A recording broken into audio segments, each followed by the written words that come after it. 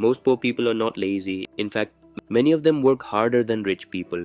Construction workers wake up before sunrise. Single mothers work 2 jobs. Delivery drivers spend 12 hours on the road. And yet somehow they stay broke. Meanwhile, someone sitting in an air-conditioned office makes more money in 1 hour than they make in a week. So what's really going on here? Because if hard work created wealth, millions of poor people would already be rich.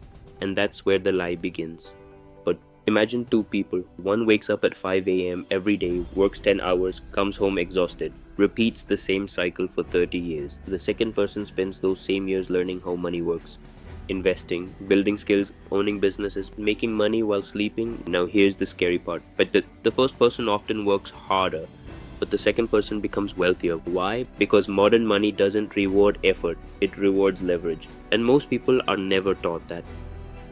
A guy named Carlos worked at a warehouse in Texas. Good man, never missed work, always took overtime for 14 years. One night his car broke down. Repair cost? $1,200. He didn't have it, so he used a credit card.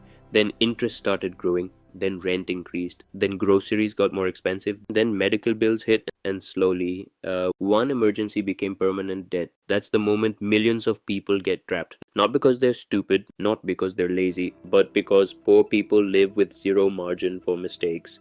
Rich people fall and recover. Poor people fall and drown. And this is where everything changes. Most people think poverty is only about income. It's not. It's about cash flows, stress, time, mental energy. When your bank account is always near zero, your brain changes. Studies show financial stress reduces decision-making ability almost like losing sleep for days. Think about that. If someone is constantly worried about rent, debt, food, gas, or bills, their brain is in survival mode, not growth mode. That's why poor people often make short-term decisions, not because they want to, because survival forces them to. And society makes this worse. A rich person buys an asset. It pays them money. A poor person buys something to escape stress and loses money. One purchase creates freedom, the other creates temporary relief. That cycle repeats for years, but that's not the craziest part. Schools teach people how to obey instructions, how to memorize facts, how to pass tests, but almost nobody learns how taxes work, how investing works, how debt works, how businesses work, how money actually grows. So millions enter adulthood knowing how to solve algebra, but not knowing how credit card interest destroys them, and the system quietly continues. Here's a comparison nobody talks about. Poor people trade time for money. Rich people buy back time. That's the entire game. A wealthy person pays for convenience because time creates more money. A poor person sacrifices time to save money because they have no choice. That's why one side gets richer faster, the other stays exhausted. Imagine working 12 hours daily, then coming home too tired to learn a new skill, too tired to study investing, too tired to start a side business. That exhaustion becomes a prison, and millions never escape it. Now let's talk about something uncomfortable: environment. If everyone around you is broke, being broke feels normal. Nobody talks about investing, nobody talks about ownership, nobody talks about building wealth. People only talk about surviving until Friday. And human beings adapt to their environment faster than they realize. A kid growing up around business owners learns opportunity. A kid growing up around financial struggle learns fear. Same world, different programming. What happened next shocked everyone because the internet changed everything. For the first time in history, a person with a phone can learn skills worth 6 figures. Editing, coding, sales, marketing, content creation, AI tools, online business. The information is finally available, but most people still use the internet to escape reality instead of changing it. That's the real tragedy.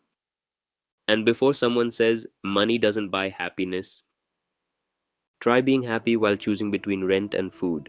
Money may not solve every problem, but lack of money creates constant pressure, and pressure kills dreams quietly. The good news, this cycle can be broken, but not with motivation alone, with awareness. Because the moment someone understands this game, they stop playing like everyone else. They stop asking, "Yeah, how can I work more?" and start asking, "How can I build something that pays me repeatedly?" That single mindset shift changes lives. Wealth usually starts small. One skill, one investment, one side income, one smart decision repeated for years. That's it. Not magic, not luck, not overnight success. Consistency mixed with financial intelligence. The rich know money is a tool. The poor are forced to treat money like oxygen, and that difference changes everything. So if you're watching this right now feeling stuck, listen carefully. Your current situation is not your final identity, but your habits today will shape your future.